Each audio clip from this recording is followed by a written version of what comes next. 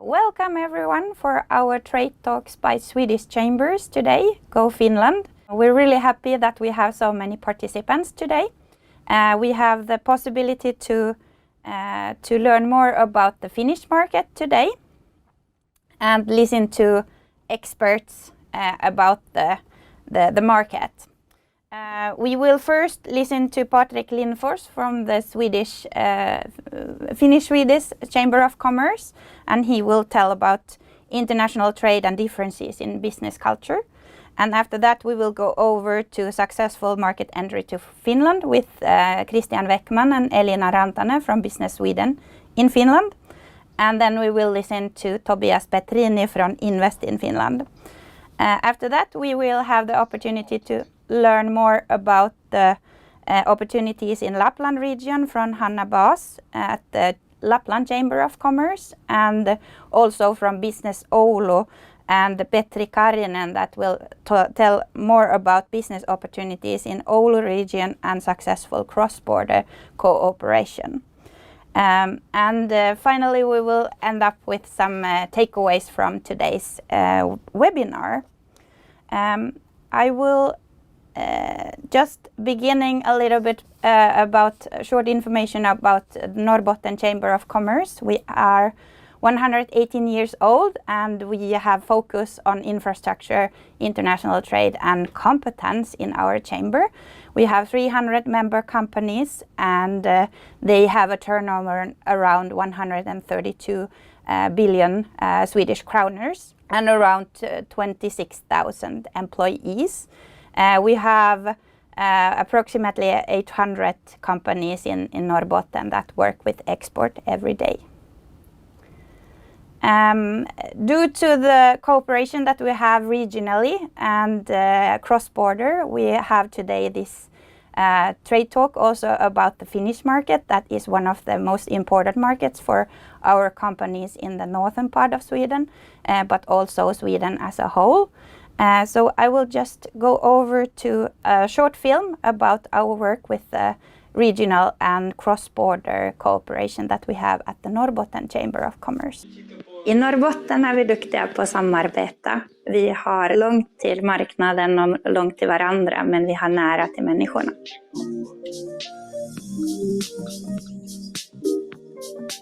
Jag är övertygad om att vi blev nominerade för årets exportregion på grund av att Norrbottens företag har varit väldigt duktiga på att ställa om under pandemin. Vi har haft en stark exportutveckling under många år, även innan pandemin.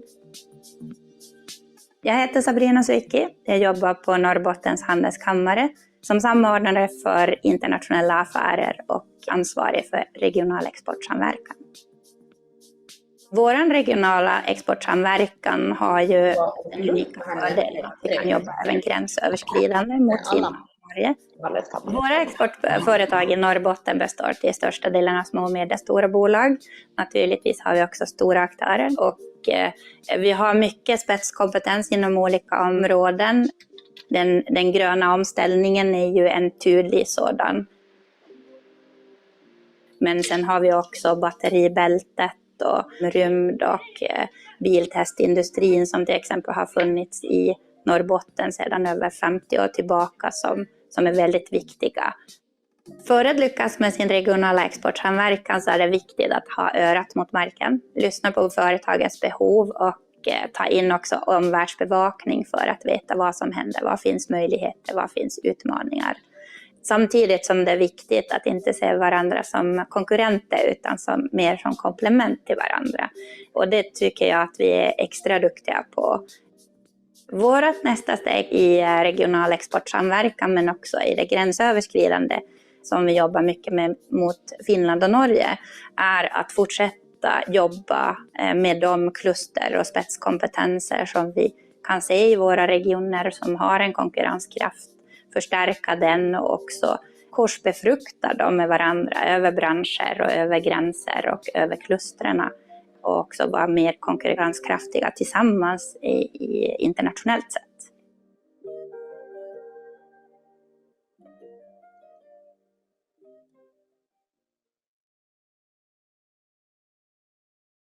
And then we will go over to our first speaker, and I will give the word to Patrik Lindfors at Swedish Chamber of Commerce.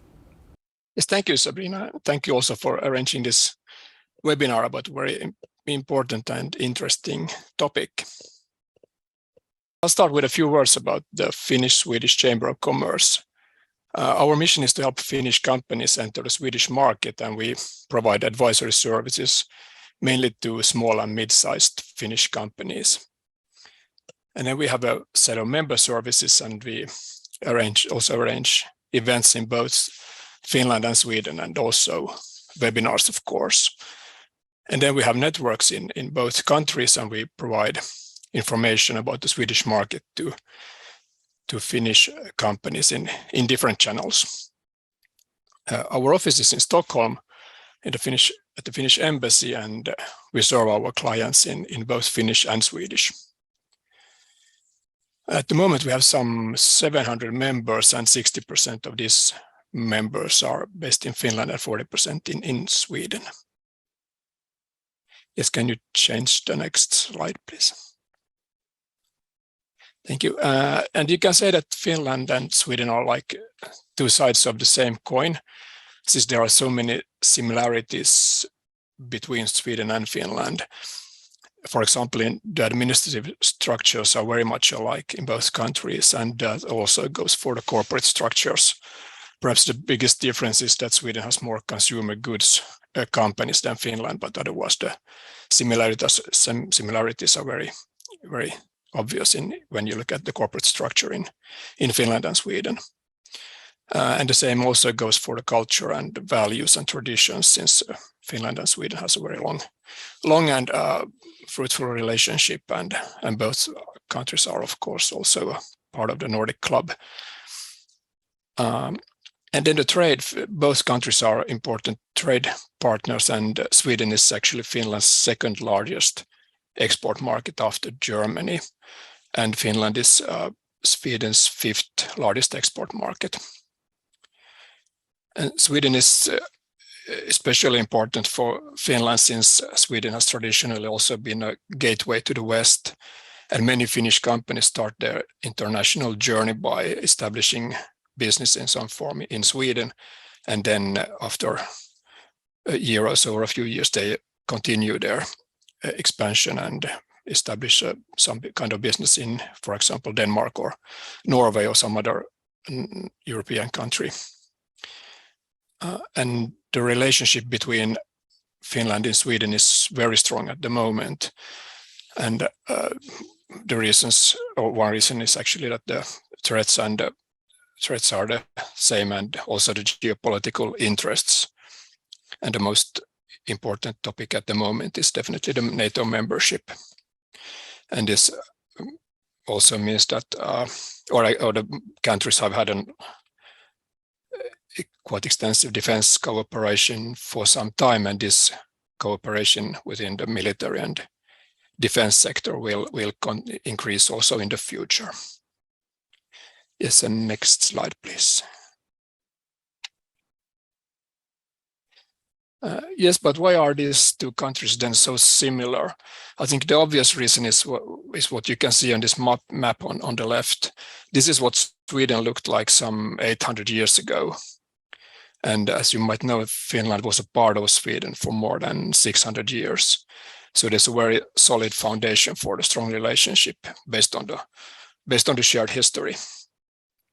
And Swedish is also an official language in Finland. And the Swedish-speaking population mostly live along the coast in southern Finland and on the west coast in Norrbotten. And in these regions where both languages are spoken, then you will notice that for example, the road signs are in both languages, like here in this picture also. And then another combining thing is that the legislation in Finland and Sweden are based on the same law, Sveriges rikes lag from 1734. So that's also an explaining factor, definitely. Yes, and next slide, please. Thank you.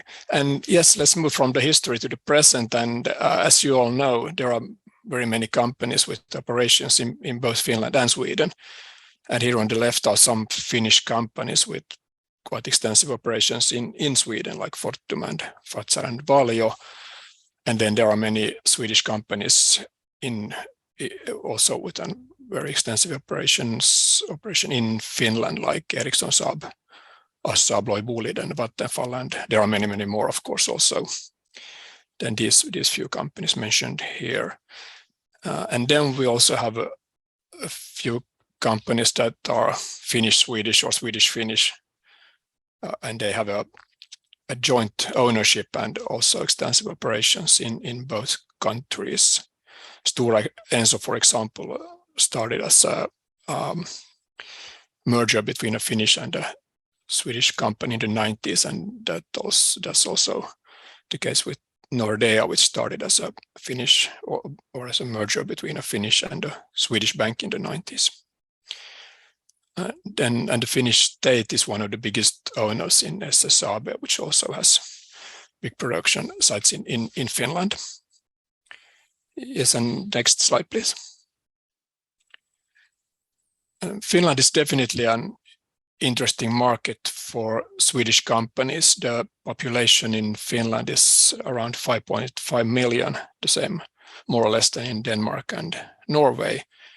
And as I said earlier about these similarities, then that also goes for especially legislation and regulation and many other sectors. And Swedish is an official language, which means that you can get information from the authorities in Swedish, and you can also get a lot of all the official documents in Sweden and in Swedish, and that's definitely a big advantage for a Swedish company entering Finland, since you will get a lot of information and service from the authorities in Swedish. Finland has a very strong startup scene, and as you might know, the Slush event arranged in Helsinki in November, that's a global phenomenon within the startup sector. So that's definitely an interesting event to visit if you want to get to know the Finnish startup scene. And then we look at the map and wonder where you should start your business in Finland. So then you can choose the capital region with Helsinki or Helsingfors in Swedish, and but then you can also consider one of the regional centers. Finland has a little more than 10 universities, and these regional centers with their own universities, they have a quite lovely economic activity and in most cases also a strong startup scene. So that's definitely worth looking into. Finns generally know quite much about Sweden, and that's partly based on history and also the fact that most Finns have visited Sweden or visit Sweden more or less regularly or have relatives in Sweden. But the main explaining factor is that Finnish media has some 10 journalists based in Stockholm or Sweden, and they report regularly about what's going on in the Swedish society and politics and economy to their audiences in Finland. There's also strong trust between Swedes and Finns, mainly or definitely based on the shared history. And next slide, please.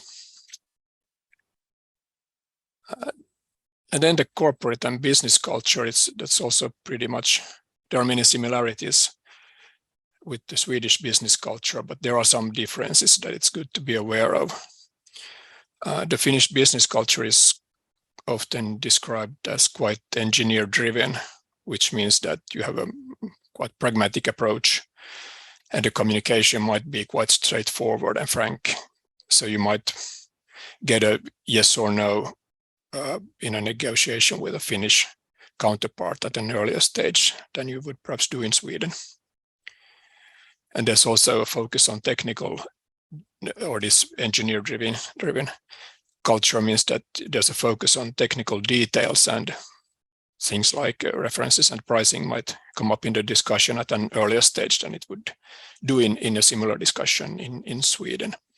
So one advice is to be well prepared, since you might have to answer quite technical issues and details even at the first meeting.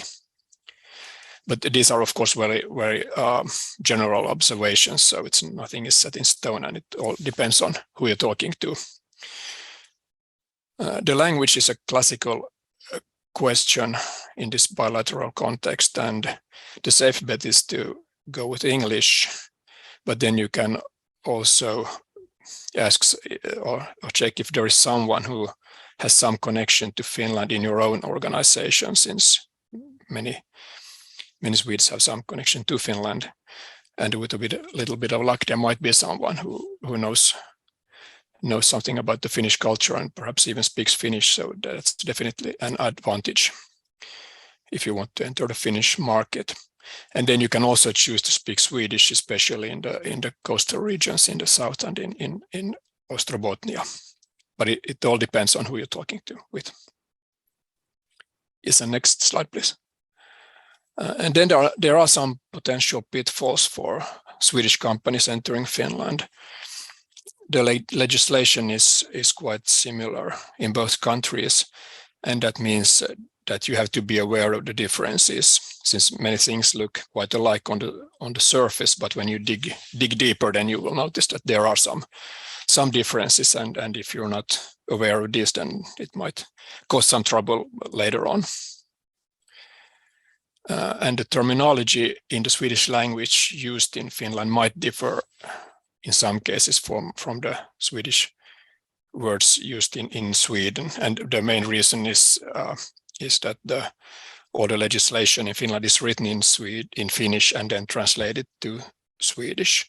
And then there are, of course, also structural differences which might lead to that some word might have a slightly different meaning in the Swedish used in Sweden.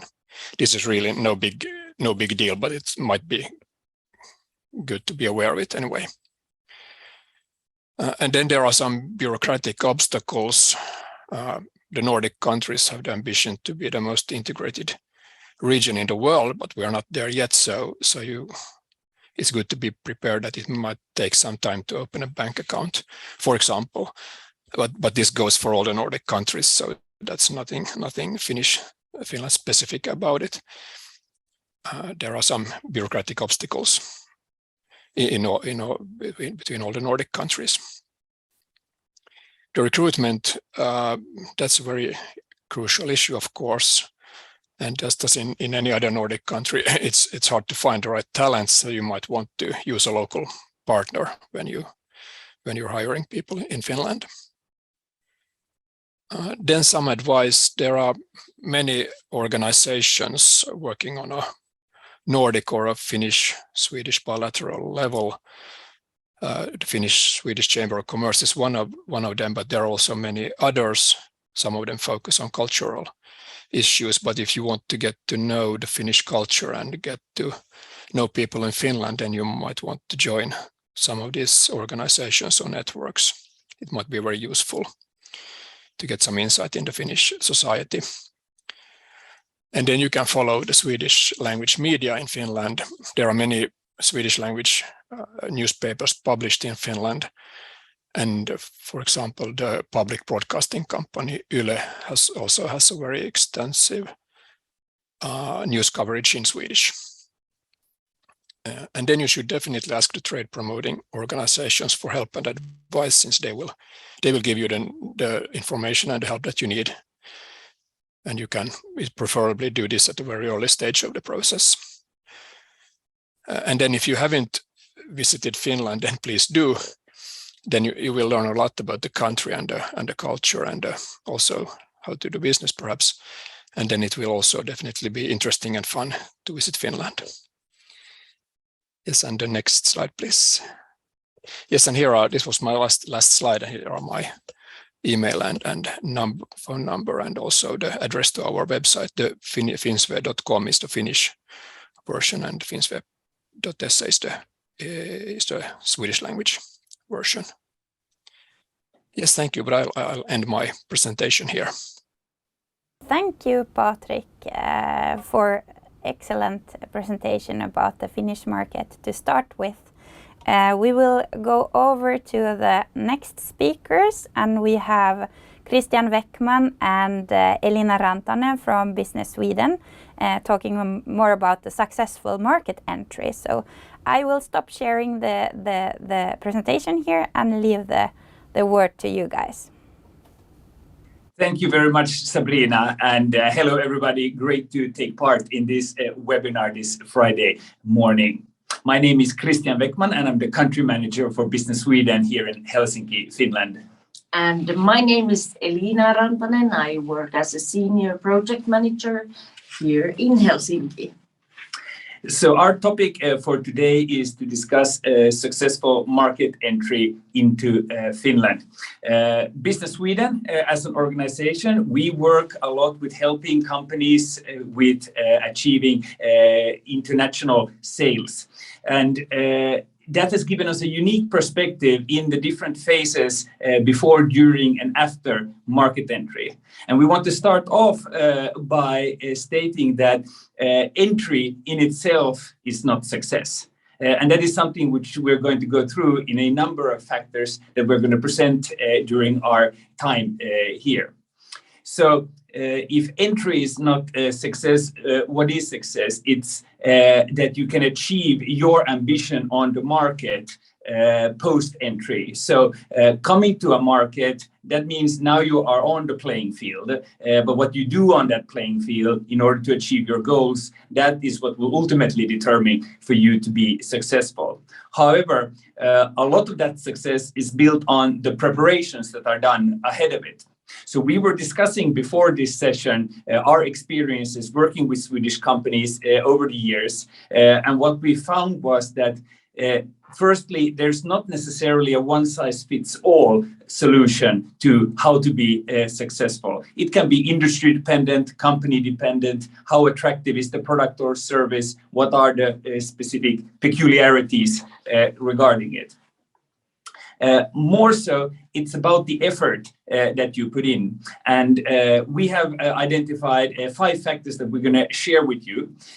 These are not necessarily Finland specific in terms of how to specifically succeed in Finland. They can be applied to other markets as well. But we see in many of the cases that we've come across that it's surprising in how many cases some of these factors might be the reason why success might be drawn out, take longer to achieve, or might have challenges along the way. So hopefully by this, you'll get some inspiration and some insights into what to consider in order to give you the best possibilities to succeed in your ambitions towards the Finnish market. Yes.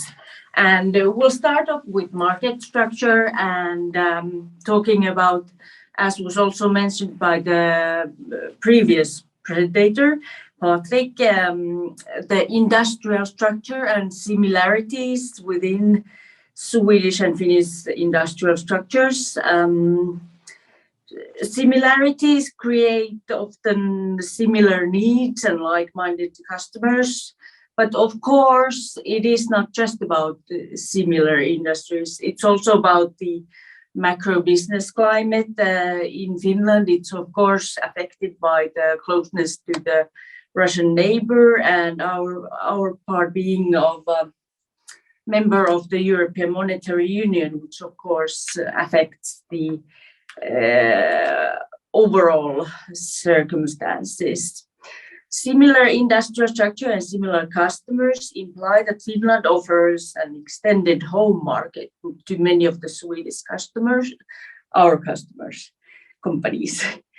Another implication of the similarity is that you might have a direct competitor in Finland.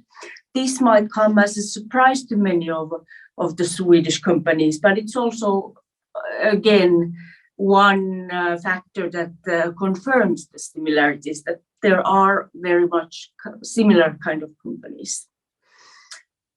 One more thing that affects is the language, which is also reflected previously, but we consider it as more of a tool which enables maybe when you are able to talk Swedish, it might be an advantage, but it's not always the case.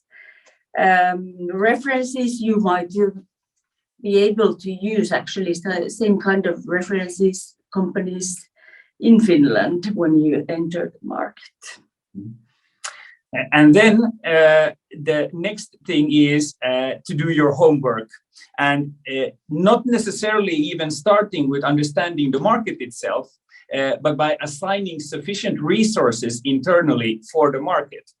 So if you are planning on entering the Finnish market, who internally is going to be in charge of that process? Do they have a sufficient mandate and time for that? Will they be able to follow up on the engagements, on the reach outs, on the meetings in an orderly time frame, or are they busy with the existing Swedish operations or other operations? So ensuring that you have a team in place, it could be one person, it could be several persons, but that have the time available to sufficiently support getting into the market and then growing on the market. And utilizing then partners externally where necessary to help in that goal. It is sometimes the case that you go into a project with very much energy, but need to sustain that energy. Then when you actually come here, you meet companies, you agree on next steps, you might have proposals to send or other follow-ups to do, that when you return back home, it's not the Swedish market that takes your attention. You still keep focusing on what you need to do here, so that you can keep your ambition alive in terms of maximizing your potential here on the market. The other aspect of this is to understand the market sufficiently to be able to make the correct decisions. So sometimes you might need a more substantial market analysis to really understand the competitive landscape, pricing, customer potential, legislation, or other dimensions that could be important. But to simplify that, I think the main thing is ask yourself, what are those key questions, those few things where it would be good to know the answer. How is this on the Finnish market? How does this work? How is this done? Who is this actor? Try to identify those few key questions where just understanding them would help decide the next steps, help decide whether to enter or not, how to enter the market.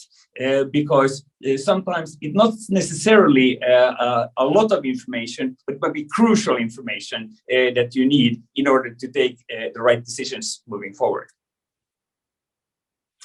Yeah, and of course, it's also about the why you enter the market. It's the purpose of the entry. And here we can see a certain development under the years. We of course have the purely commercial option. You purely want to establish and grow your business on the Finnish market. But there are nowadays also other kind of purposes for the entry. You talk about the global ecosystems, and as was mentioned by the regional cooperation by Sabrina, that you might want to grow your network, grow your ecosystem, so that you have maybe better abilities to then go further to other markets. But you actually start on the Nordic level and often between Finland and Sweden. So it could be like R&D cooperation. You might want to attract the certain talents to your company, or it might be kind of a deeper level collaboration. You might want to complete each other with new channels or partnerships. And so a lot of this goes into the preparations. So understanding the market, understanding what you want to achieve on the market. And then we ultimately come to the choice of how to enter the market. So this could be either by establishing your own presence with your own personnel. It could be via identifying and finding a partner with which to grow together on the market. Could be direct sales from Sweden, or it could even in some cases be an acquisition of a existing Finnish company. All of these come with their own issues, but ultimately that's going to be the form with which you want to achieve your ambitions on the local market. Now, in most cases that we come across, it is often that Swedish companies want to find a partner on the Finnish market, somebody who could represent them, represent the company, the product or service, grow that on the market, have existing networks, have a sales team in place, have energy and drive, not be too big so as your product or service being lost in the catalog, and instead being something that can be proactively marketed, sold, established on the market itself. However, with all these criteria, you are in many cases trying to identify a 10 out of 10 partner who is going to be that optimal solution.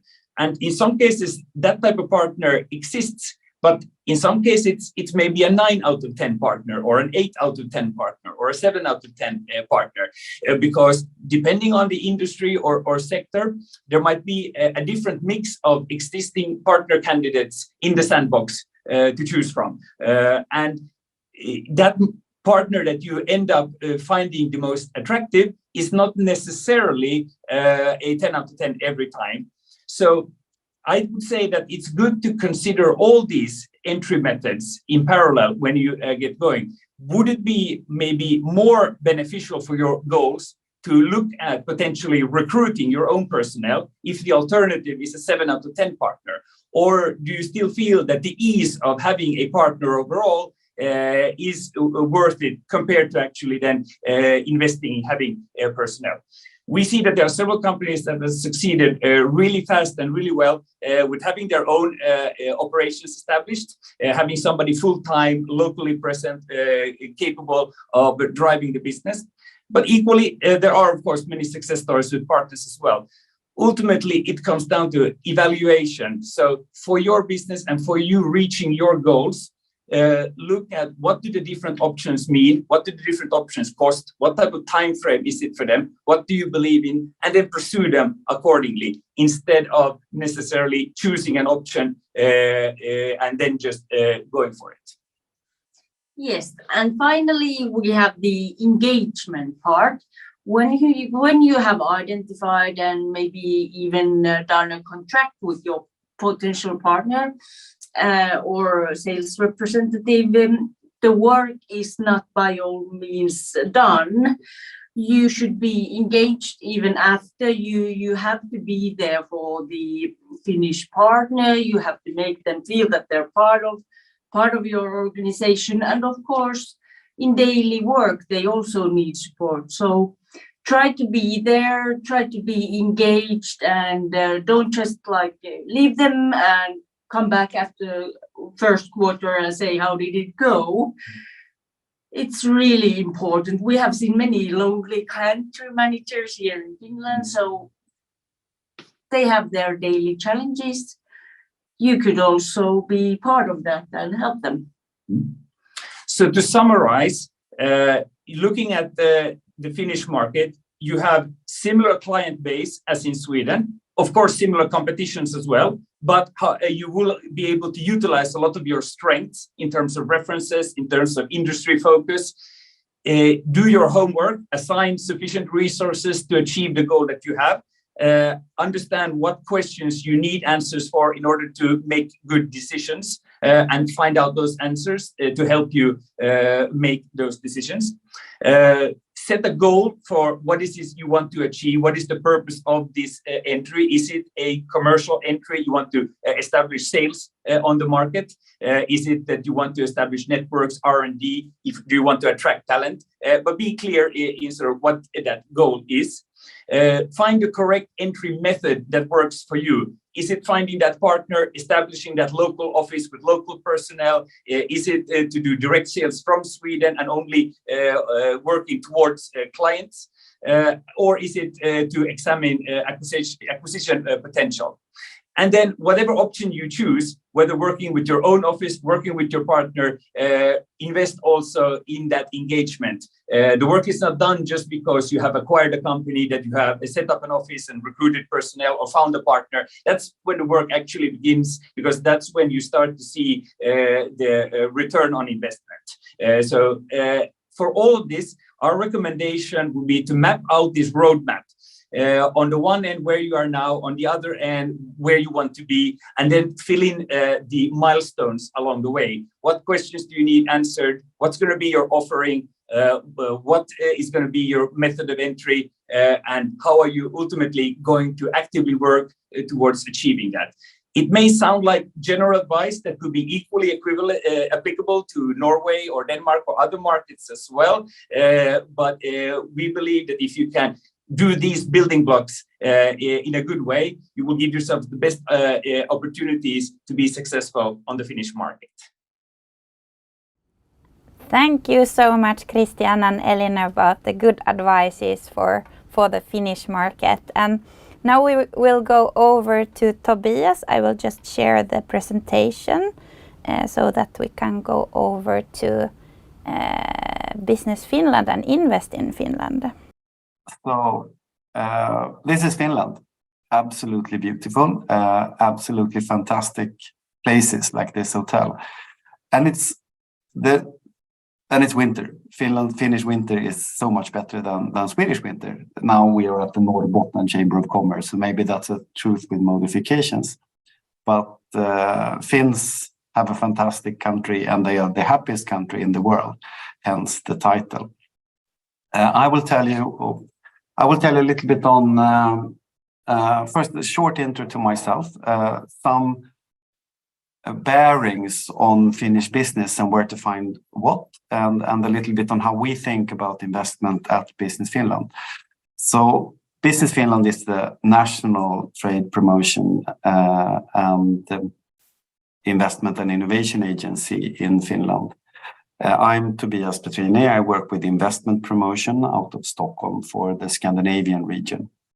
I could tell you a long story about myself, but I would like to share a very short and recent story about myself. And that is very recent, because this morning I spent 2 hours doing artistic swimming. I think that is a little bit interesting part of my story. It was a fantastic experience. I've never done it before. There are pictures, but they can unfortunately never be shared. Coming to the investments part of what we do here at the investment promotion in Business Finland. We work hard on integrating the Nordic business ecosystem. And we see a strong momentum at the moment. Swedish investments to Finland are increasing. Norwegian investments into Finland are increasing. And this is to a large extent driven by the Northern region and the green transition going on. So strong headwinds, a lot of things happening, and these are very, very exciting times. Finland is an attractive destination, much, I wouldn't say more attractive than other Nordic countries, but we've had a lot of success in attracting global companies to put important part of their operations in Finland. I can mention that I myself is fascinated about the strength of imaging technology in Finland, for example, where several global companies have set up their centers of competence for imaging in Finland. There is a strong healthcare sector in some niches, and of course the technology, this deep technology knowledge of Finland has attracted many kinds of technology companies, which are ranging from logistics to automated driving. It's worth mentioning that Bayer, a large global pharmaceutical companies, have set up one of their 5 global R&D centers in Finland based on the quality of health data and availability of health data in Finland, which enables them to do research and do faster research than perhaps they can do in other parts of the world.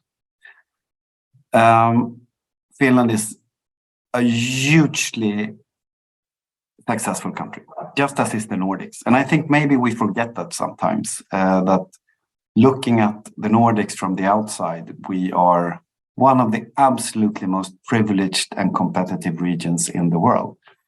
And, sometimes it's good to remind ourselves of that and how strong we are in a global competitive world and how strong we are together in a globally competitive world. There's a lot of rankings on these pictures, which I will not dive into. These are similar for all of the Nordic countries, but it gives you an idea of the strength of what we are doing here and how competitive we can be on the global stage. A little bit overview of Finnish business. Just a teaser. I think it's interesting to know what kind of competences you can find where. I will actually pass by Oulu because I have my colleague from Oulu speaking later. But for example, in Kemi, in the north, or at least north of the half of Finland, Metsä has a huge forestry plant, top notch. I'm not sure it's even finished yet, but it's going to be the absolutely most modern forestry and sawmill in the world. And it's going to enable a huge amount of surrounding businesses dealing with leftovers from the sawmill. So that's going to be a dynamic circular economy place for sure. In Kuopio, there's first of all, it's a university. It's located in the middle of the 1,000 lakes of Finland. They have a startup community and they have a startup community that is very much centered on water. In the university, they have a center of excellence for water, or an R&D center or institute, a research institute that looks into water. They have several large Finnish companies that do parts of their water-related businesses in Kuopio. And they have global startups that already are being applied globally, which products are being applied globally. And for example, 3A, I think they're called water. They do real-time surveillance of water quality. Something may be taken for granted here, but something that's not taken for granted in most parts of the world, and it's really important. Then one of the green transition products that we can bring to the world from the Nordic region as well. So if you're interested in developing water products, I think Kuopio could be a very good place to be, to rub yourself among the best in water technology. I mentioned imaging before. Tampere is where Microsoft, Xiaomi, Nvidia, etc. have placed their centers of excellence for imaging technology. Tampere is generally a very technology-heavy place. They have a very good university. They were home to one of Nokia's very big development centers. They are also home to heavy machinery. Epirö, Sandvik, and Tamrock have their homes, or at least big facilities in Tampere. In Loviisa, there is a huge nuclear competence center that is now gearing up for a new era of nuclear energy, not least in Sweden. And they are aiming to share the Finnish experience of nuclear, which, have been a tough experience to gain and a very valuable experience for a country like Sweden that might enter a new nuclear area. In Porvoo, Neste has its largest biofuel plant. Neste is very big for Swedish Nordic standards, but medium-sized company globally, but one of the niche companies that are perhaps the leading global biofuel producer in the world. Very high-tech, very futuristic, and very much part of the green transition. Helsinki Espoo area is a very high-tech area, and I think perhaps that might be the best known area, so past that very quickly. Maybe I should mention that the Helsinki University Hospital has built a technology infrastructure that makes pretty much all health-related and patient-related data subject to integrity rules and regulations available, which enables research on a different kind of research that might be very hard to do in other places. Turku is a town of, I think, about 100,000 people. 27,000 of those work in the life science industry. This is where Bayer has its global research center. They have a big university with a lot of medical faculties. They have a PAT imaging center that is probably among the best in the world. And Turku is really interesting if you're looking into anything health related, I would say. Vasa, that's where the Finnish corresponding battery factory to the Skellefteå one and Mariestad one, etc. in Sweden are going to be built. And they have a huge area prepared for building energy-related factories and industrial installations. There is also a university, a large cluster around energy-related stuff. So wide range of technologies, wide range of industrial mini clusters can be found all over Finland. Not least, I would say, a very unique part of Finland, which is Rovaniemi. And this is the only place in the world where you have the Santa Claus village. If you really want to spend a special Christmas and make the memory that your kids will never forget, you should spend some Christmas in Rovaniemi. Now I'm changing subject a little bit. Broader picture about what's happened in Finland the last 20 years. So I guess many of you who are listening, you might have had a Nokia phone back in the day. Some of you are probably not have had a Nokia phone. Nokia was hugely successful in the mobile phone market until about 2010. It was almost a third of the Finnish economy. By 2010, the new generation of smartphones started to take over the mobile phone market, and Nokia crumbled. The Nokia handset business crumbled in a very short time. That was a disaster, of course, for Finland, but perhaps looking back, a blessing in disguise, given that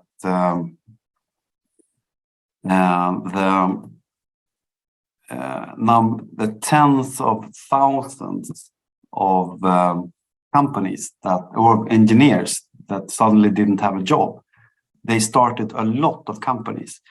And now, about 10 years later, these companies are starting to mature and be bigger.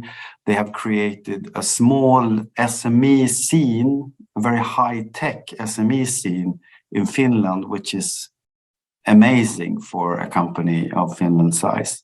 And this, what you can see in this slide, is how much international interest that's attracted from outside investors. And the amount of venture capital funding those startups now that they are starting to scale is very big. Simply, 73% of this is foreign capital. Much of it is Swedish capital. And in the background, you can see Slush, that also Patrick mentioned, a huge startup conference in Finland, where it's a conference, but it's a little bit has its personal touch, and as you can see, it might look like a rock concert, but this is really a place where you can speak to the most interesting people, look at the most interesting startup, hear about the most fantastic ideas, some of which you might want to invest in or partner with or access in some way. What's our role in all of this? I skipped this actually. We at investment promotion, we look at this as very much like ecosystems. That's also why I showed Finland as different places with different specialities. All of those have small clusters, more speciality clusters with very high competence in their areas. We want to grow those clusters. We want to give access to those clusters and also expose the opportunities that those clusters present for foreign companies. And we have some specific strengths of specifically strong clusters in Finland that we like to promote, which is bio-circular economy, very strong synergies with Sweden in health and life sciences. The Nordic cluster creates the scale that is required for competitiveness on a global level. Travel and tourism, very fast-growing business, and we also work a lot with clean tech, which is batteries, which I mentioned before. It's also all kinds of things enabling a green transition. It could actually also be nuclear, which might be, not all might consider to be a clean technology. And of course, the ICT kind of technologies and digital technologies are extremely important, and perhaps at least one of the biggest part of the inbound investments that we see in Finland.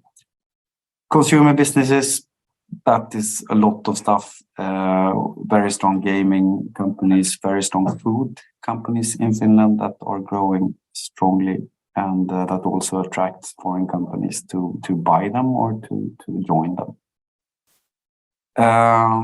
What do we do to help? We tell you how it works. We collect data analysis, tell you what big companies need, pick specific potential partners for your specific needs, can guide you to where perhaps you should look first when you want to go to Finland. We connect you with the right people in networking, and we work closely with the local business and trade promotion agency and set you up. In the extended network, we can set you up with almost anyone in Finland through our own partners and local partners. Support you as much as we can, advise you. We help you when you're here. We want you to succeed. Increasingly want you to succeed. We are putting even more effort into that because we see that we can make a difference. Ja, kiitos. That's unfortunately as much Finnish I know, but kiitos. Thank you so much, Tobias. Really interesting to hear about the investment opportunities in Finland and different specialities and ecosystems that we have on the Finnish side. Now I will give the word to Hanna from Lapland Chamber of Commerce. Thank you, Sabrina. Thank you so much for inviting me to join you. And greetings from Lapland and from Rovaniemi. So I am Hanna Baas and I come from Lapland Chamber of Commerce, and I'm going to tell you a bit about business and business opportunities in Lapland. Tobias explained how good Finland is in many rankings and in many figures, and geographically Lapland is at the top of Finland, but also top region in many business fields and otherwise, as I'm going to show you. Can I change the slides, or will you change them for me? Okay. I can help you. Yeah. First, a few words about Lapland Chamber of Commerce. So as other chambers of commerce, we represent the views and opinions of our member companies, work for better business environment, and offer networks and help companies to build their networks. In Lapland, we have over 500 member organizations, and the amount is growing. We have several committees and a board of directors, and all in all 80 persons that we work quite closely with every week. We have committees for industrial sector, for logistics, for tourism, for retail, trade and services, for mining sector and for construction. And at the office we are 4 people. Of course we are part of the Finland Chamber of Commerce, which is a community formed by independent chambers of commerce in Finland, all in all 19 of these in Finland. And next slide, please.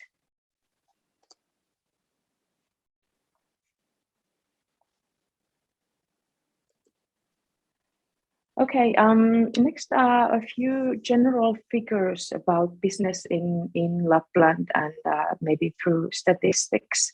The total turnover of the businesses in the region is a bit over 15 billion euros and has been growing a lot. Industrial sector is the biggest by euros, giving almost 8 billion euros of turnover. And then a mining sector is one that's maybe the second biggest, almost a billion euros of turnover, and has seen strong growth figures last year. And then tourism sector that consists of several different operations, and that makes up also almost 1 billion euros of turnover. Then a few figures of and Lapland shares. What is Lapland in the picture of Finland? As you might know, Lapland is small in the population, but we are of course quite big in some of the most important business sectors for us. Metal refining and mining are some of our special industries that Lapland specializes in. 1/3 of the turnover in Finland in these sectors comes from Lapland. And for the future potential, can be said that about 70% of the exploration investments in Finland are at the moment done in Lapland. And in addition to this, we are quite strong in tourism. Before the COVID-19 crisis, about one fourth of all the international overnights in Finland happened in Lapland. And the figures that I presented are from year 2021. And now this year, of course, the economic downturn has brought some clouds, heavy clouds. This year so far, the demand has been really good and even growing. But at the moment, the businesses say that it's really difficult to estimate the figures for next year, for 2023. But I guess that is the situation in pretty much everywhere around Europe. And then the next slide. And now I will give you a short view on what is happening at the moment in these our industries. In tourism, international tourism is recovering from COVID crisis with speed. Now, record growth is expected in many resorts, and the previous top figures from 2019 will be exceeded in many locations, especially here in Rovaniemi. Previously, Lapland's tourism relied on charter flights mostly, but now Lapland is truly international with also direct international route flights, as you can see in the map. And the flights are not via Helsinki, but they are directly from the cities from all over Europe.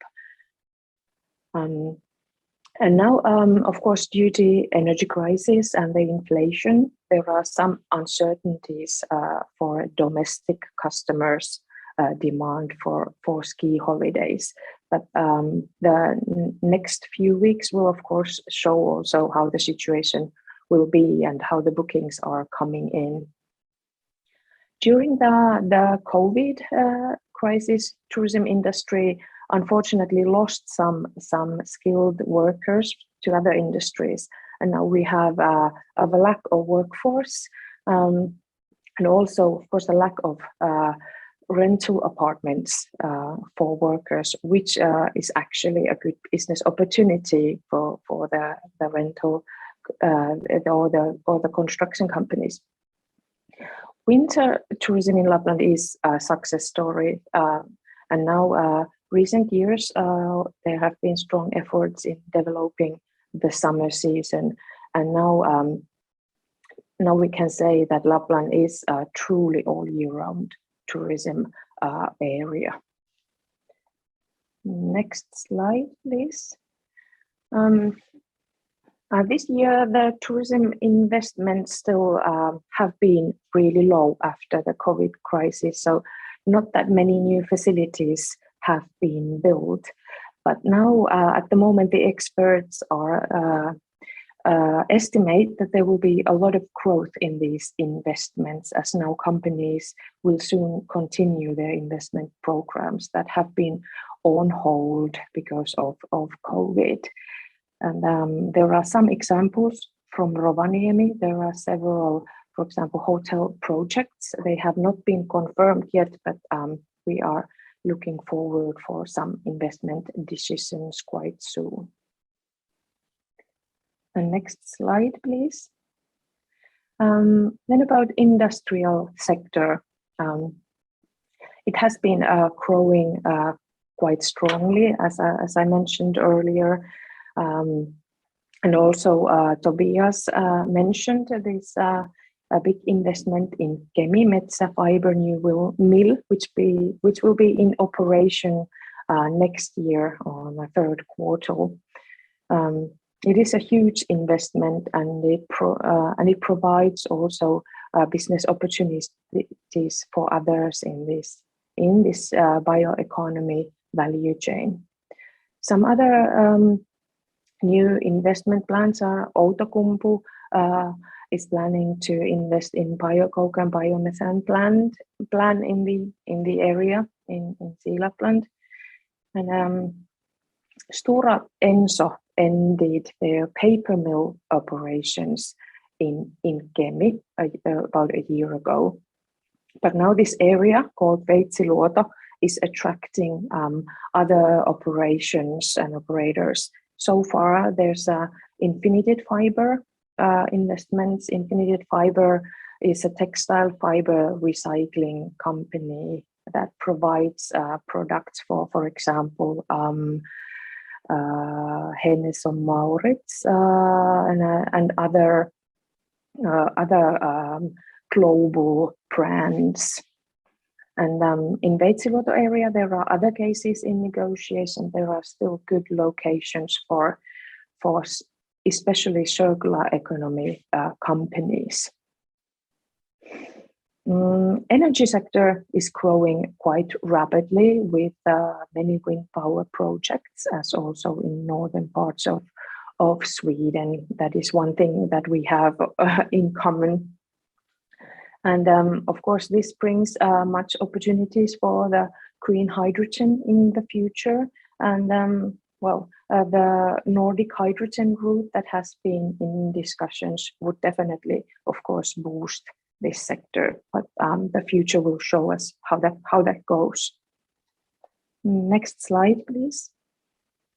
Then about mining sector.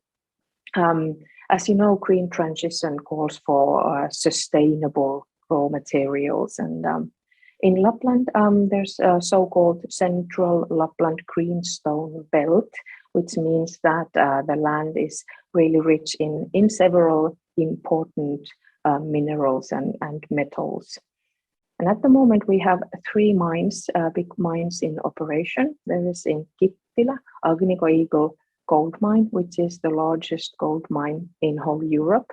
And then in Sodankylä, Kevitsa mine is operated by Boliden, and I guess Boliden is a name you probably know.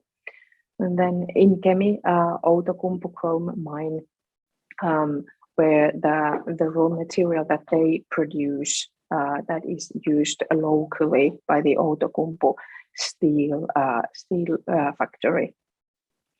And in addition to these mines that are already operating, there are several promising mining projects, as you can see from the small map on the slide. My own estimate is that Lapland will have maybe 2 or 3 new mines operating in the coming years. We have such good potential projects, and now the green transition is of course increasing the need of minerals and raw materials. And in this sector, sustainability and circular economy are really important factors, and also affecting the businesses and companies and working in this sector. Next slide, please.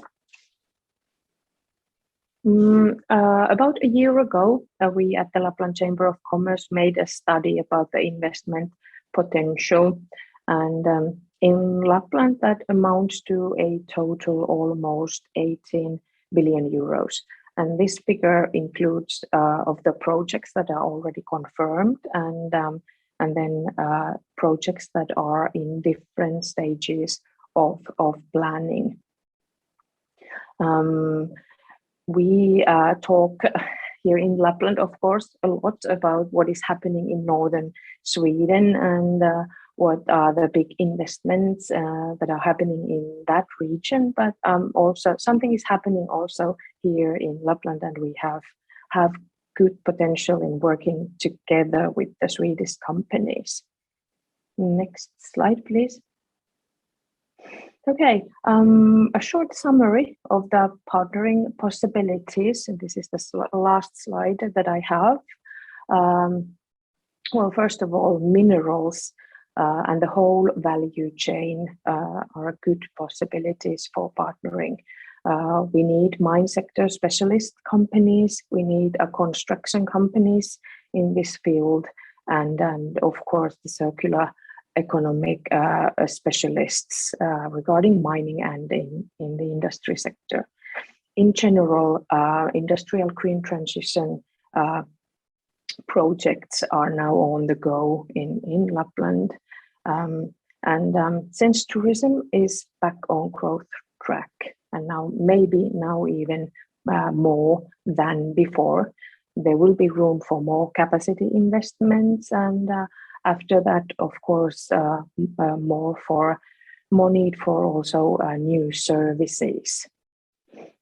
Well, North Finland and North Sweden, we have many cultural similarities, and especially by the border, people and companies are used to working together, and we have a long history of working together.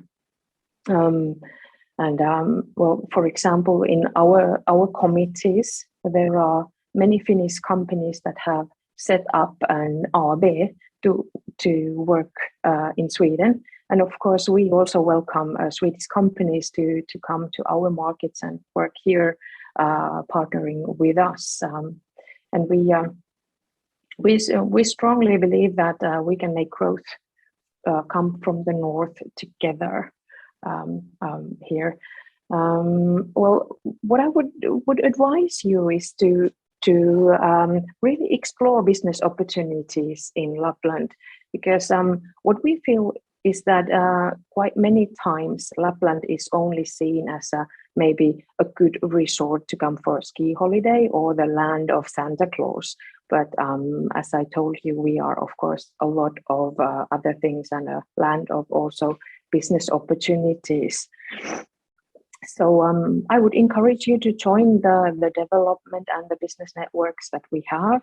And there are some contacts that might be useful. You can contact the regional business development agencies. In Rovaniemi, there is Business Rovaniemi, Digipolis in Kemi, or Business Tornio in Tornio region. And of course, us at Lapland Chamber of Commerce, we are really happy to help you. Thank you. Thank you so much, Hanna. Amazing to know more about the business opportunities in the northern part of Finland and Lapland. We will go further with the presentations to Business Oulu and Petri Karinen that will talk more about the business opportunities in Oulu region and the successful cross-border cooperation that we have had during the years. You're welcome, Petri. Thank you so much, Sabrina, and greetings from Oulu to everybody.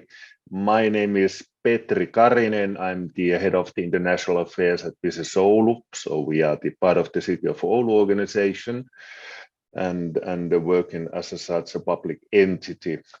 What we do, let me see, do I have the power to change my slides? It says yeah, something is happening, hopefully. Yeah, now it's working, thanks. Yeah, we are quite big organization at the moment. We are having almost 300 people working for Business Oulu, and that's because of the employment services now belongs to the cities in Finland. All of them in the beginning of the next year, but Oulu was one of the pilot municipalities. So we have been doing that for a couple of years so far. But if you are looking at the business development side, we are having around 40 people, 50 people, and our yearly budget for those business activities around 6 million euros.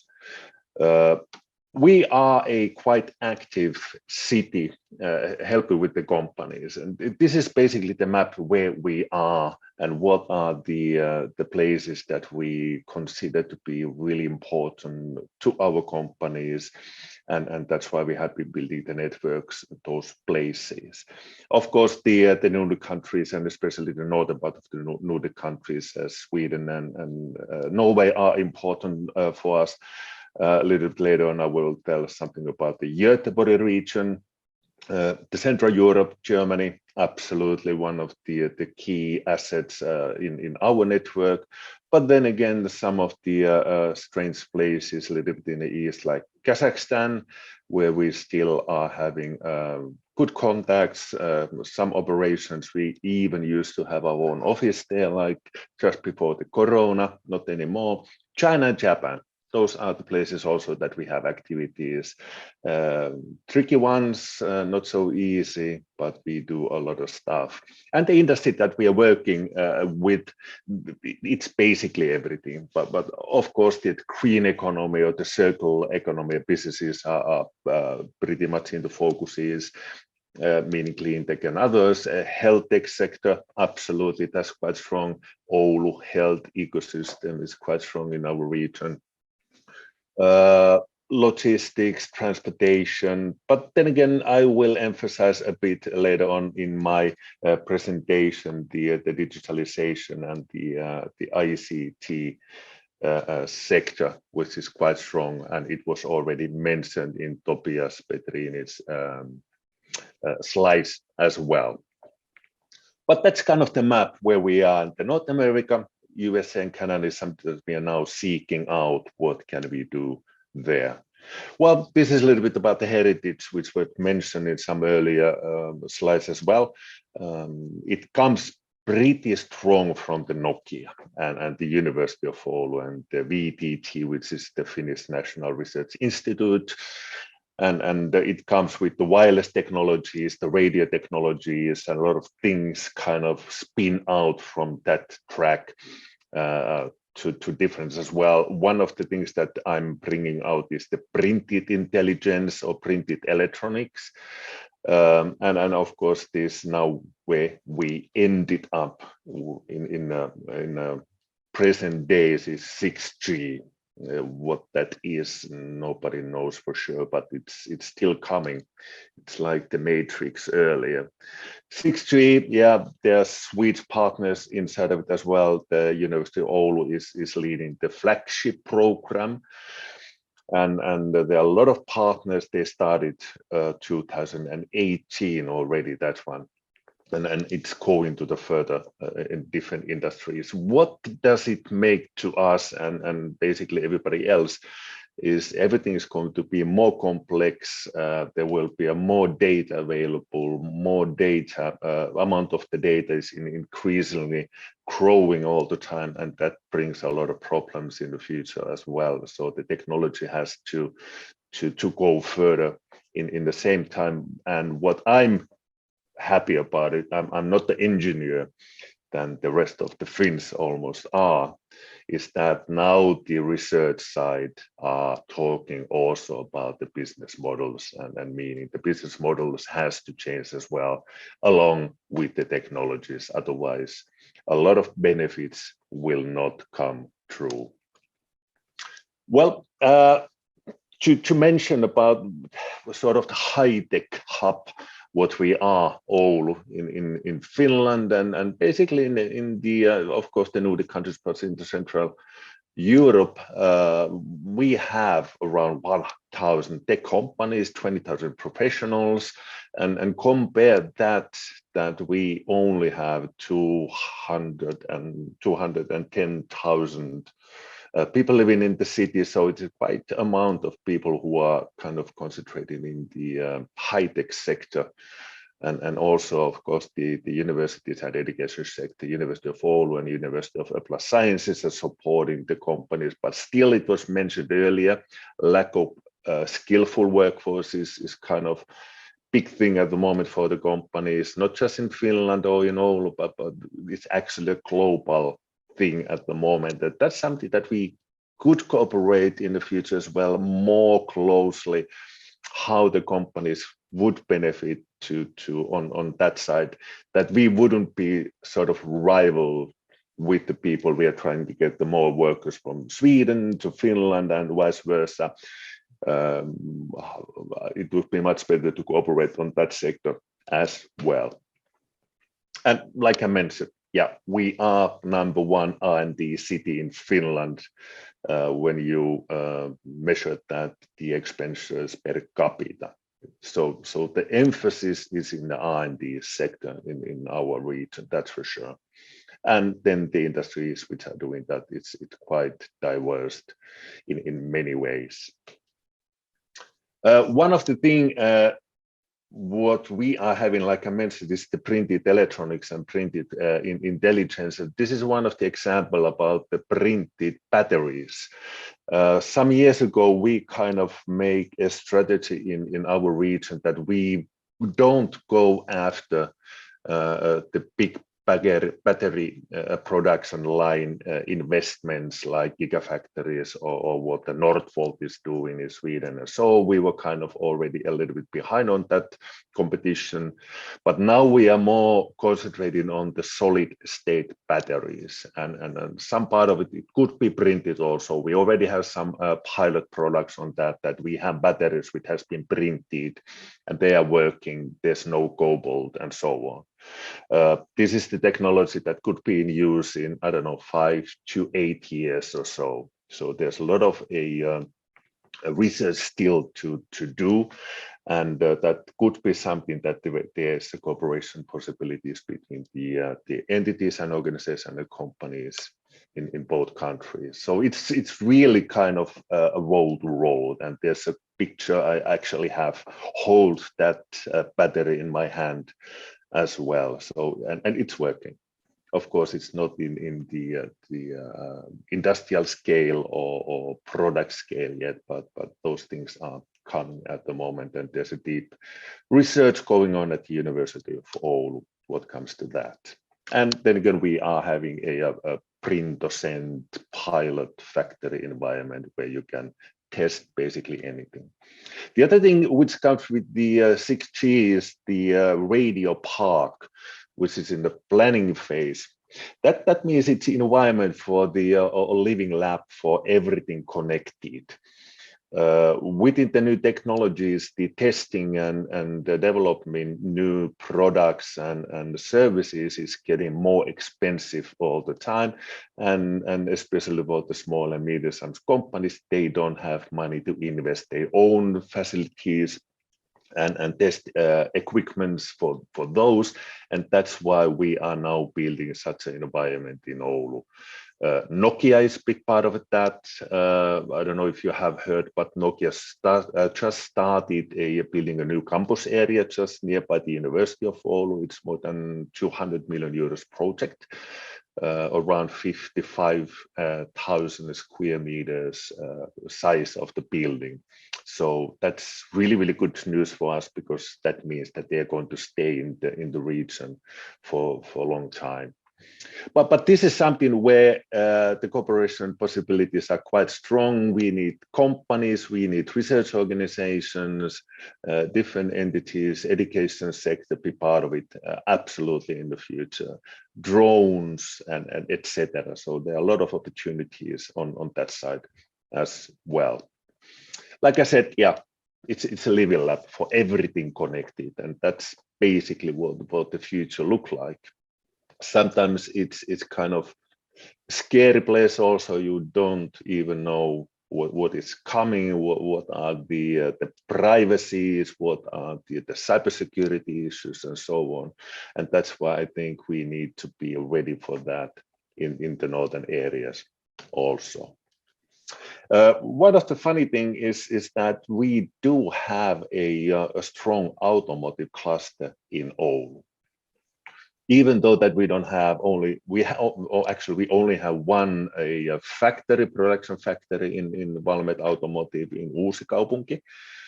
But we have a lot of companies who already done a lot of businesses with the big brands and the supplier chain operators in tier 1, tier 2 levels. We started 2018 with only 5 companies to identify at that time. Now we have more than 120 companies in our network. Around 60 of them are coming from our region. This is a national or actually international cluster. Everybody's welcome. Even though that we have only one company in Oulu who does only all the work to the automotive industry, and that's Electrobit, which is owned by the Continental. But the others are doing a lot of stuff. Variety of the products and the knowledge is quite huge, and some part of the business goes to the automotive sector. And when it comes to our companies, they are more or less a little bit different from the traditional industrial sectors. Operators.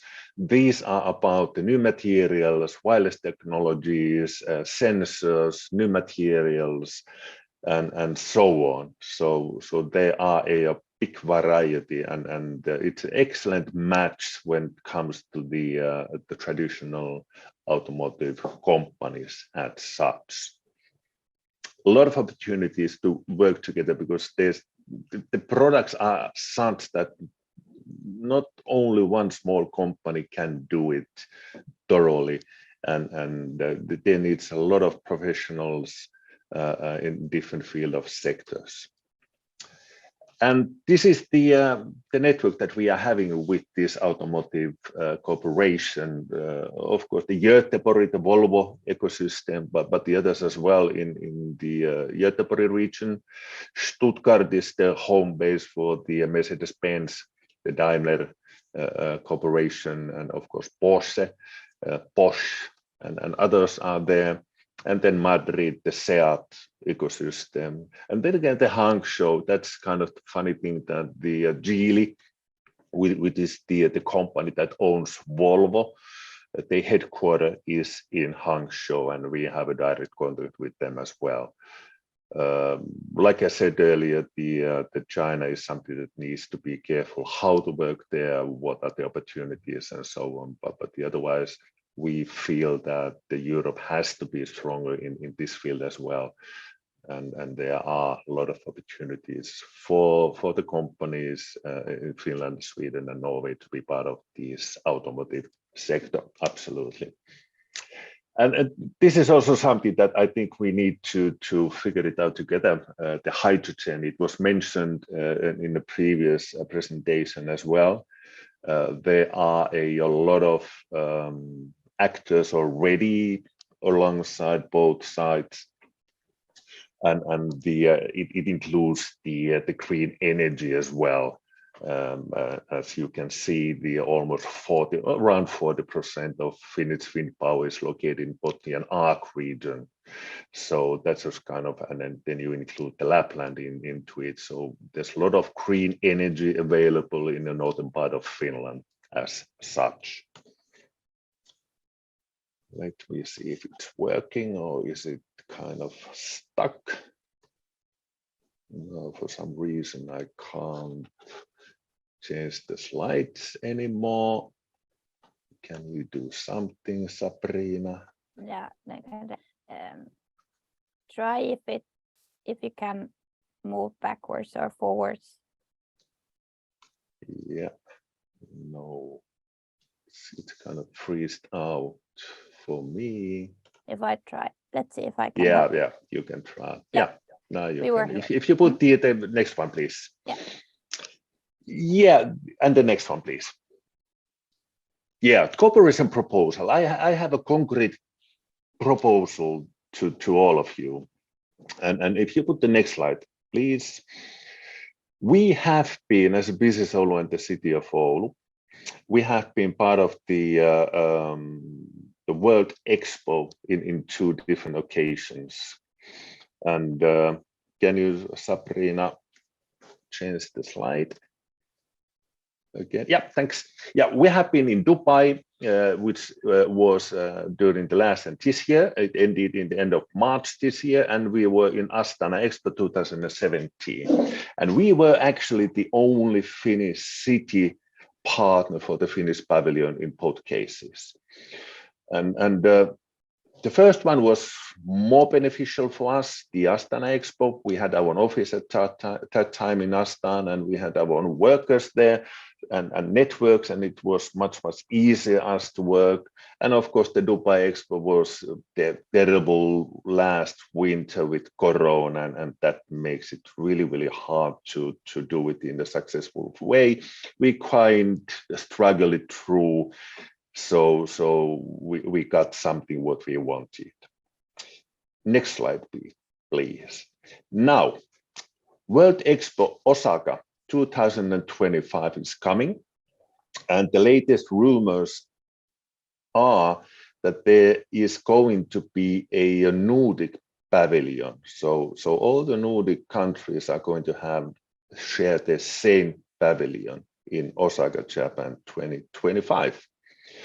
And what we are proposing is that could we, in the northern part of Finland, Sweden, and Norway, doing together some activities in World Expo 25 in Osaka? Those 2 different, we have a lot of experience, well, a lot of 2 times. It costs us around 70,000 to 80,000 euros per year, per event.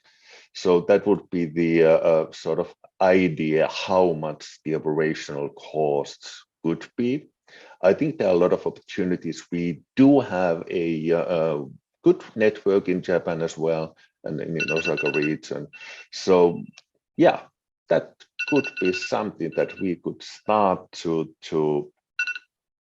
do it together, and let's see what we can do. It can be part of the traveling, the tourism business, and the health, digitalization, whatever. But the idea is now on the field, so you can comment on that during this event or later on. And the next slide is the last one. Thank you. Tack så mycket. Kiitoksia paljon. Thank you, Petri. Amazing to hear more about the Oulu region opportunities. And that's actually something that I would like to go further with and give some more information about also. We have been working closely with Business Oulu for many years, and The latest export cooperation that we had was a project through Interreg, where we have been doing different activities around the world, and have had both Finnish and Swedish companies cooperating and finding business activities and opportunities in all these different markets that you can see on the map. And last June we also did a delegation trip together with Swedish and Finnish companies to Spain. So I would like to share with you the video where our companies tell a little bit about the cross-border cooperation and the support they have received through these delegation trips.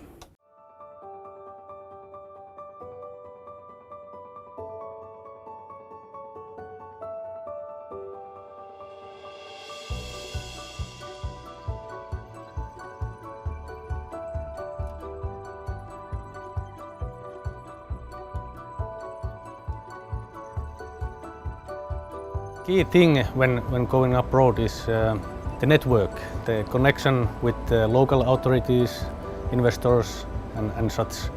So with this trip, with the help from Business Oulu and the Norrbotten Chamber of Business, we have had contacts already in Finnish embassies, Swedish embassy and the local administration here in Madrid.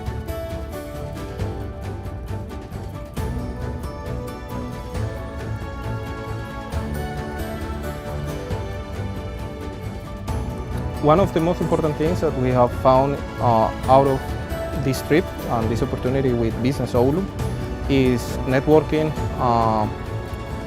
Also that people take care of things that are not related to our product innovation or business as usual. People take care about cultural things, take care about logistics, transportation, booking.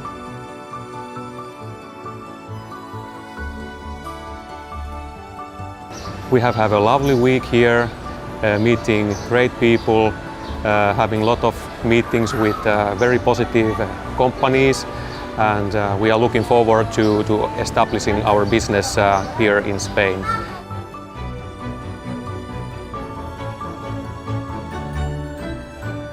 Why Spain?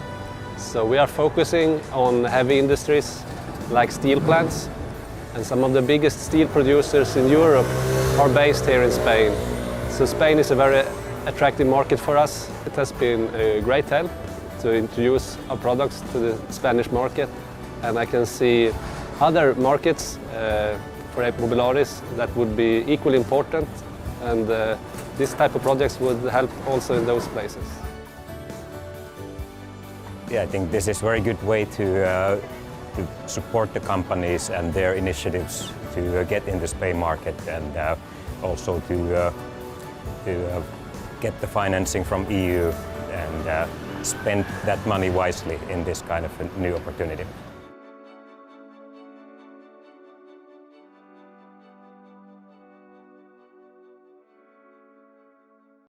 So, really nice to hear about all the tips and advices for entering the Finnish market today from our experts, and I would like to invite them back just to give some takeaways from today's webinar for other companies coming into or considering going into the Finnish market. So I see you, Patrick, coming back on picture and sound again. I would like to invite you to share your 3 takeaways from today's webinar and what other companies should think about when going into the Finnish market.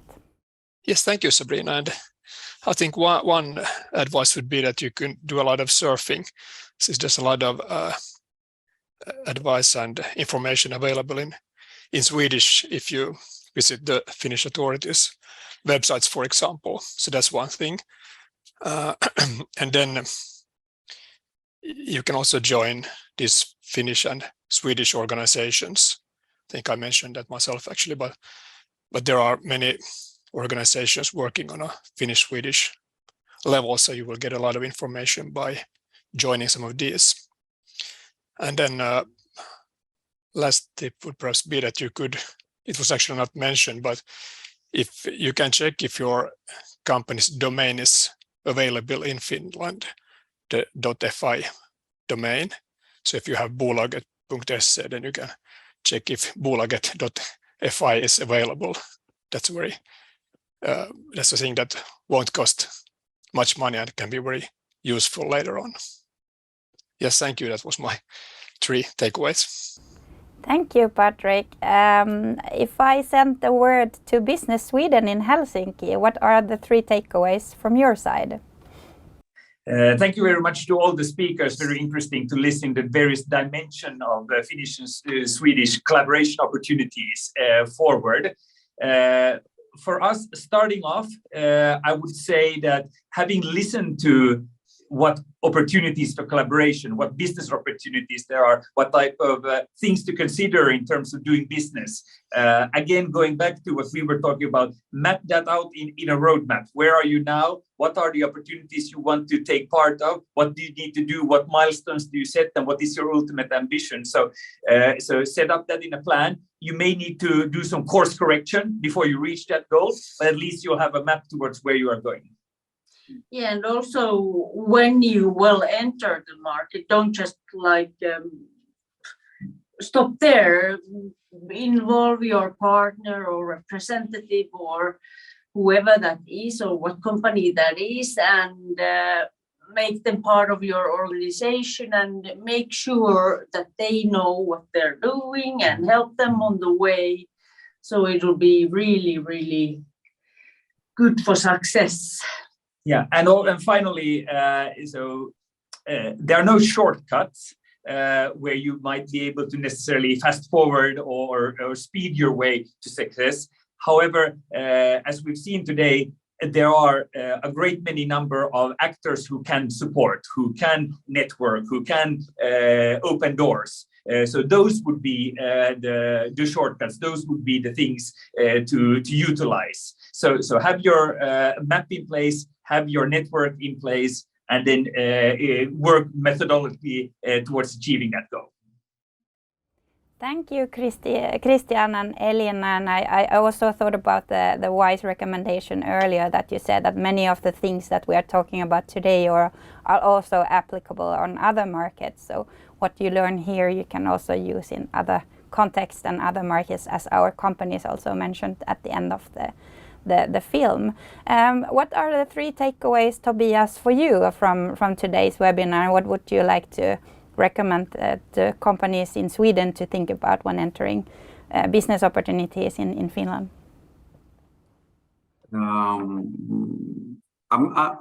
I think you always learn so much speaking to people, and I think there are so many people that know that can help. And I picked up a lot of things just today. I always do, and I think you shouldn't underestimate taking the time to go exploring. Visiting. I think someone here said that visit. It's so close. There are so many things you never heard of. There are so many things, so many opportunities that are so easy and so close. And it's also very, you tend not to take the time to go exploring and finding things.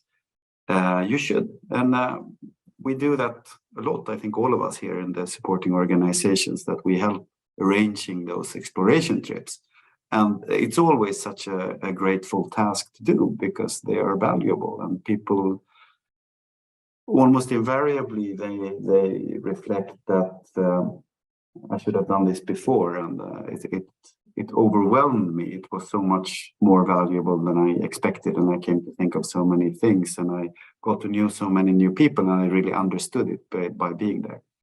So, and it's so easy because it's so close, and so many people are there to help. I think that is what I think. Thank you, Tobias. And Hanna, how about the perspective of Lapland region? Thank you. There were already so many good concrete tips on the market entry, but maybe some things that I would like to add is I would encourage you to look into what is happening in Lapland. quite often business people from other countries also look into the businesses that are happening in southern Finland, but there's also a lot of things and business activities going on in the north and in Lapland. And make your plans and set your goals. Join the business development networks here in Lapland. We are really welcoming and always interested to meet Swedish people, to meet our dear neighbors. And even though my Swedish is not good enough to speak to you in Swedish, but there are others who are really fluent in Swedish, so that is a possibility too. Maybe the third one, since Christmas is coming, please first and foremost come and meet Santa Claus. Thank you, Hanna. That was a good advice, and that's the real one that is living in Rovaniemi in Finland, right? Really nice to hear that, and also good points that you lift up earlier in your presentation about the cooperation that is so embedded on the border between Sweden and Finland in the northern parts, but also that we have common opportunities and challenges due to the large investments coming not only on the northern parts of Finland and Sweden, but also in Norway. So the questions like infrastructure, energy and competent supply are of course challenges that we need to cooperate around even more in the future to be able to compete globally.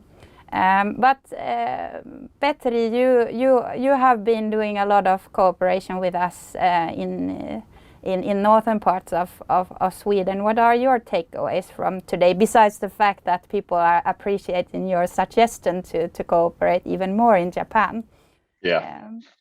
Yeah, of course. I think this event also kind of lighten up that there are already a lot of existing networks and organizations, so everybody should use them more properly. Ask help, because like Business Finland, Business Sweden, the local entities like us, they are different places in Luleå or Helsinki. So ask help. That would be the first thing to do. Those people do know a lot about the businesses and the companies which are existing in different areas. Then again, be open-minded. Even though that at first something could look that, hey, we are competitors, there's a big competition between the companies or the regions or the countries, there are a lot of benefits working together. That's absolutely something that I have learned from my work experience. And then again, to realize there are differences even between the Nordic countries and between the people. Be patient, learn, and again, be open-minded. So easy. Thank you, Petri. And perhaps you can also answer actually the question we got on the chat right away, because I know that you also work with the employment issues and you have this pilot in Oulu that is specific for you, different from other parts of Finland where you work closely to the business side, so to say, with the employment questions. We got a question: what entity would you recommend for best advice or guidelines for employment across borders between Sweden and Finland? Of course, I can invite you other ones also to comment it, but if we start with you, Petri.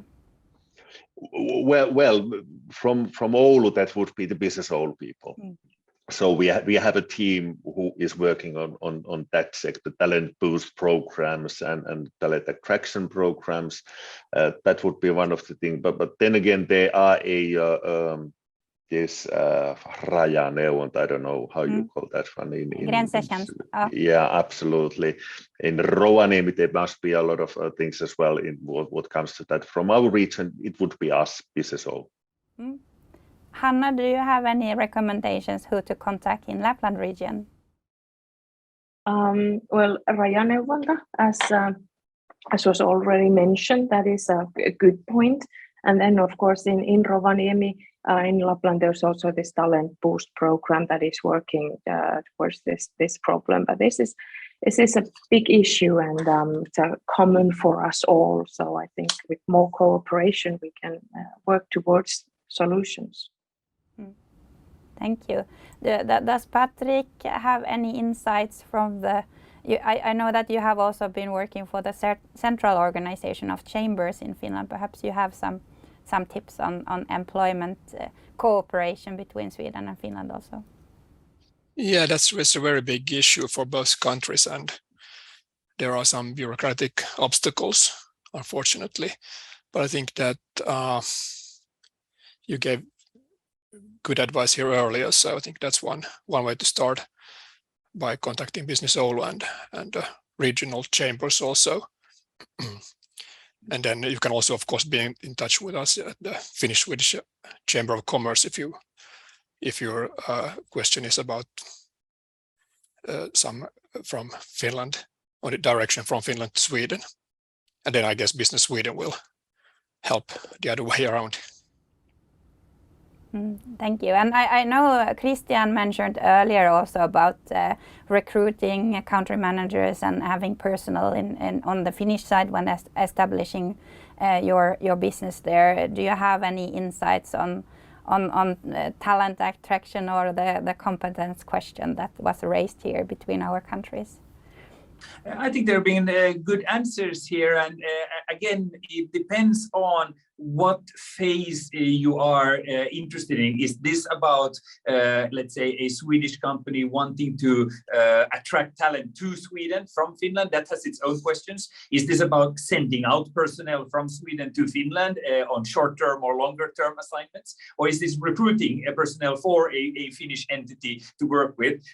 And is this about finding the talent where you might need channels in order to identify possible persons to work with, or is this more of an administrative issue where you need to look at how do we do it with payroll and accounting and bookkeeping and these types of issues. So depending on what combination of these factors, then you would then probably have some questions in order to how to optimally set that out. And in some cases it might be regional, as the previous examples, and you can solve that with the regional actors. In some cases you might need to look at some of the national authorities to find out that do we need to have a branch office or a subsidiary? Can we employ directly to the Swedish company? Maybe interact with one of the partners that I think all of our organizations have in our network. So it could be that we can put you in touch with an accounting company if it's question related more to payroll or related to how to report to tax authorities or those types of more administrative issues. So ultimately set up sort of what is it you want to achieve with either talent attraction or recruitment or sent out personnel, and then what are the issues to be solved, and then I think any of us can guide in terms of where to find those answers for those questions. That's really good advice. You need to know where you are going before you choose the road that you take, so to say.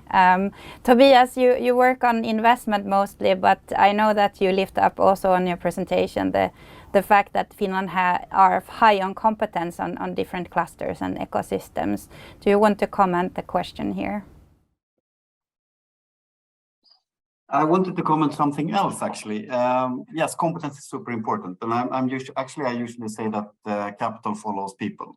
So I would say where there is competence, there will be investments, and I think competence also thrives on scale. So that's why I think linking up between our countries is very important. Not only Sweden and Finland, but I think the entire Nordic would benefit greatly from sharing the same talent pool, and it would also be easier to attract people from other parts of the world. And that's something we work on increasingly more, I would say, from Business Finland. And that's been organizationally reflected this year with a new unit called Work in Finland. And they will help with anything, sort of hiring people in Finland, starting to work in Finland, anything. They might not do it themselves, but they will definitely point you to precisely who could do it for you. And that will mostly, in many cases at least, be a local organization. But they will handle any issue that can be, I think. That's really good, thank you. And I know also that the chamber network in Finland is quite wide, and there's a lot of chambers, local chambers with networks and contacts that could also be a good way of coming into and getting more information, and also getting contacted with different kind of actors. So that's also a recommendation from our side, from the chamber side, that use the international networks and connections that are there already on site and have the knowledge about the local market, so to say. So please feel free to contact any of our organization if you need any help, and we also cooperate with each other. So we are quite used to sending companies to the right one when we hear what the needs are and what the goals are. So you get the most effective help when going into the Finnish market. And I would like to thank you all the speakers for today and the expertise that you have shared about the Finnish market. So it has been really interesting to learn more about the Finnish market, and hopefully we have a lot of Swedish companies considering and going into the Finnish market now and getting in contact with all of you. And I want to also thank all the participants. We have had a lot of participants from different parts of Sweden, since this is a common initiative that we have with the Swedish chambers. So really happy that you all thought that this was an interesting trade talk, and we will continue to have trade talks even during the next year. So please go into our calendars when they update it and see when the next markets are coming out in the beginning of the year. So thank you so much for everyone, and thank you for joining us today.